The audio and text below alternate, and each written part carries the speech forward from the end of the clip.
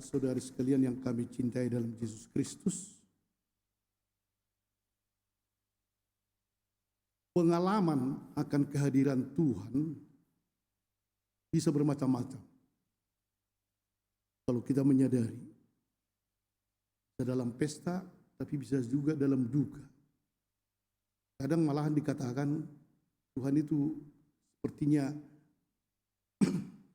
mau menghancurkan kita dulu, supaya kita bisa menyadari bahwa Dia ada. Tapi pengalaman-pengalaman itu seringkali juga tak ada pengaruhnya kepada banyak orang. Atau malahan sebaliknya, biasanya itu katanya.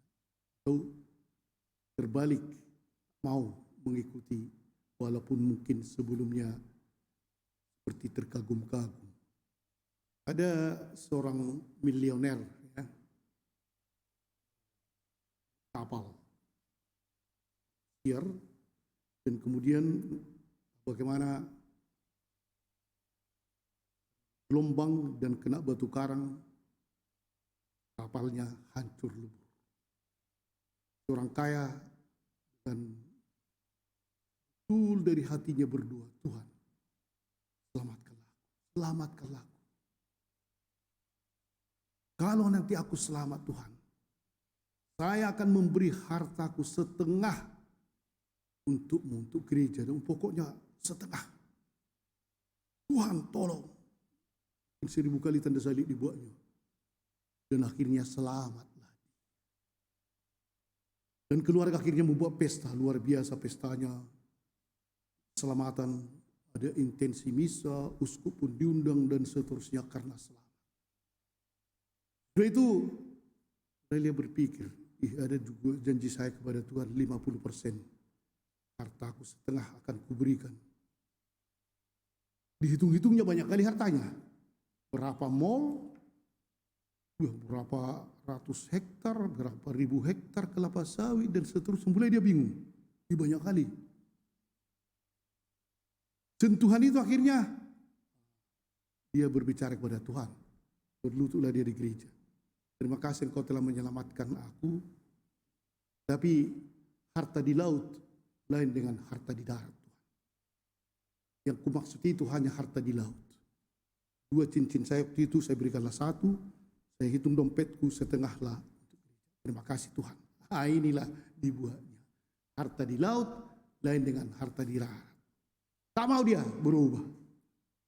Pada hari ini, kalau kita ikuti dari perjanjian lama Yesaya, entah bagaimana Tuhan rupanya melihatkan diri kepadanya. Yesaya melihat bisa sebenarnya suatu pengalaman luar biasa itu, bahwa dia bisa melihat Tuhan. Tapi ini nabi yang luar biasa. Jadi Tuhan mungkin sengaja menunjukkan diri kepadanya duduk di atas takhta yang tinggi dan menjulang, dan ujung jubahnya memenuhi bait suci, paras dan seterusnya.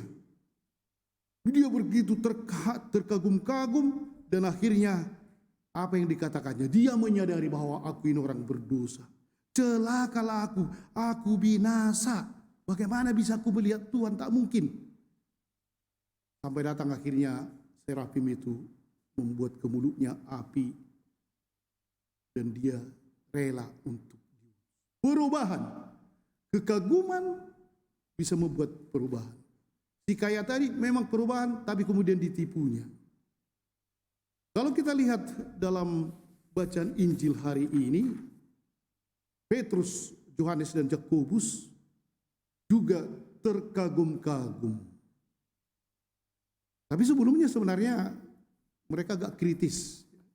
Memang mereka nelayan kan, dan tahu apa yang mereka kerjakan. Ketika Yesus mengatakan taburkanlah jalamu lebih dalam, proseslah. Sudah semalam-malaman. Tapi kemudian ada kalimat yang memang akhirnya membuat mereka, ya, mungkin suatu tobat yang luar biasa. Karena engkau mengatakannya, karena perintahmu, aku akan menebarkan jala ini juga. Karena jadi kesadaran bahwa Tuhan tak mungkin, walaupun mereka belum mengerti apakah sebenarnya itu, tapi ada sesuatu yang dalam perintah Yesus itu kepada mereka dan ditangkap oleh Petrus. Karena engkau memerintahkan, aku akan menebarkan jala juga. Disitulah salah satu kesempatan Tuhan untuk memberikan yang lebih besar kepada orang. Ketika ada, walaupun mungkin bingung, walaupun belum mengerti, tapi ada kata karena engkau memerintahkan.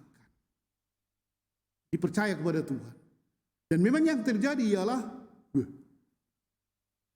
bagaimana itu? Dan rupanya kalau di dalam sejarah, perahu mereka itu bukan kecil ya. Saya di Simangulape yang sudah terkenal sekarang, karena Jokowi datang ke sana, perahu kami waktu kecil satu pohonnya, kemudian dilubang-lubangi pohon nangka pada umumnya ya, itu aja, jadi kecil dia sebenarnya. Kita pun duduk pas-pasannya. Kalau itu penuh dengan ikan tidak begitu banyak sebenarnya ikannya. Tapi kalau yang di Israel itu memang besar, seperti bot ya, penuh katanya 2 kapal itu penuh. Kalau saya sebenarnya seperti orang kaya itu, terima kasih Tuhan, bawa ke Sambu, jual. Ini laku, wah mungkin dapat 10 juta, 15 juta, itu baru. Tapi Petrus lepas akhirnya tidak lagi melihat ikan itu.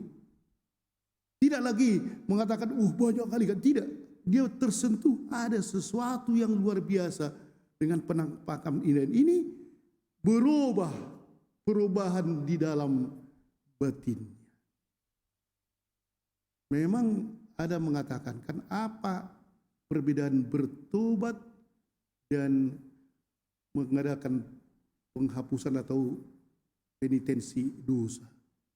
Apa bedanya bertobat dan melaksanakan penitensi dosa? Sebenarnya agak sama kan? Tapi ada orang mengatakan penitensi dosa itu lihatlah si Judas. Dia memang betul menyesal dan akhirnya penitensinya bunuh diri. Kalau bertobat ialah hatinya yang berubah. Dia akhirnya menyesal dan berbuat yang baik. Itulah si Petrus, bertobat. Lain dengan si Judas itu. Dan dalam hal ini Petrus menunjukkan dia berubah. Dia tidak lagi melihat materi ikan-ikan itu, tetapi dia melihat ada sesuatu yang dimaksudkan oleh Tuhan di sini. Ada sesuatu yang mau ditunjukkan oleh Tuhan. Dan akhirnya dia bersujud. Sampai dikatakan oleh Petrus, pergi. Tinggalkan kami, karena kami ini orang berdosa. Juga Yesaya tadi ketika dia melihat Tuhan, jangan Tuhan, aku ini orang berdosa. Sampai malaikat membuat api menyala di bibirnya, baru dia akhirnya menyadari dan siap untuk diutus. Dan juga Petrus seperti ini, kami ini orang berdosa, pergilah, tinggalkan kami. Dan disitulah para bapak dan ibu dan saudara sekalian, Yesus akhirnya bukan memberi ikan itu yang paling penting, bukan memberi S2, S3 atau pangkat atau kekayaan yang paling penting, atau pujian yang paling penting, atau sesuatu yang mungkin kita dapat, entah menang loteri atau apa yang penting. Di balik itu, itulah yang penting, itu bahwa Tuhan ada. Dan ketika Petrus menyadari itu, selesai persoalan. Bukan lagi materi, bukan lagi ini, saya mau mengikuti Yesus kemanapun.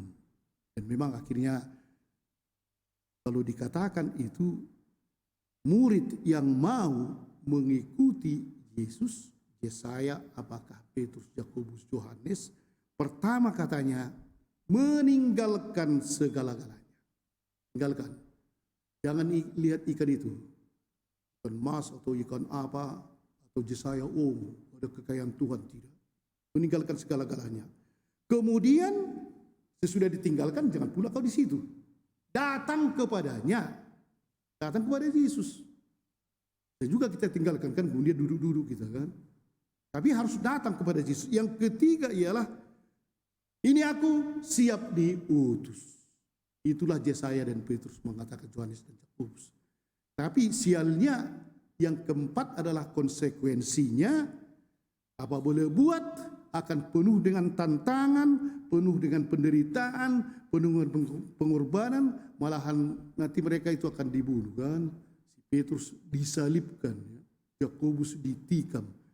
Kalau memang itulah yang mau diutus, ya kalau kita mau diutus, siaplah konsekuensinya. Tapi ada sesuatu memang bagaimanapun tak pernah Tuhan meninggalkan. Para bapak dan ibu, pengalaman hidup kita mungkin harus begitu. Ada seorang keluarga, anaknya SD, tapi malas sekali belajar matematika. Tak bisa diajari matematika. Pokoknya soal matematika mampuslah. Takkan bisa. Pindah mereka enggak Katolik, tapi akhirnya anaknya ini disekolahkan ke sekolah Katolik. Pulang dari sekolah, langsung anaknya ini lari ke kamar, tutup. Besoknya pun begitu. Bapak dan ibunya curiga, apa yang terjadi? Tapi ketika mereka melihat, dia mengerjakan matematika. Terus asal pulang sekolah, matematika. Ujian semester, dia A+, ranking 1. Akhirnya orang tuanya bertanya, mengapa kau? Dulu kau malas sekali matematika. Dan dia memang tak mengerti. Tapi apa dikatakannya? Ya mak, waktu aku masuk kelas, kulihat ada seorang laki-laki dipaku di tanda plus. Kalau aku nanti tak tahu matematika, matilah aku. Dia akan disalibkan. Karena itulah aku rajin. Rupanya lidahnya salib Yesus. Di situ tanda plus disalibkan. Kalau tak tahu mati. Ini aku belajar. Katanya, bukan itu artinya itu katanya. Hah? Nah inilah salah satu sentuhan mungkin kita tak sadar dia, tapi dilaksanakannya. Kita yang sadar disentuh Tuhan, seperti orang kaya itulah, kita bodoh-bodohi Tuhan. Bukan itu maksudku Tuhan ininya. Bapak dan Ibu, entah apapun di mana kita di keluarga, mungkin ada sesuatu yang disentuh oleh Tuhan kepada kita, tak peristiwa ini, lihatlah itu, bahwa itu sapaan Tuhan, dan ketika kita melaksanakannya, maka kita akan selalu bahagia dan dilindungi Tuhan. Amin. Mari kita mengucap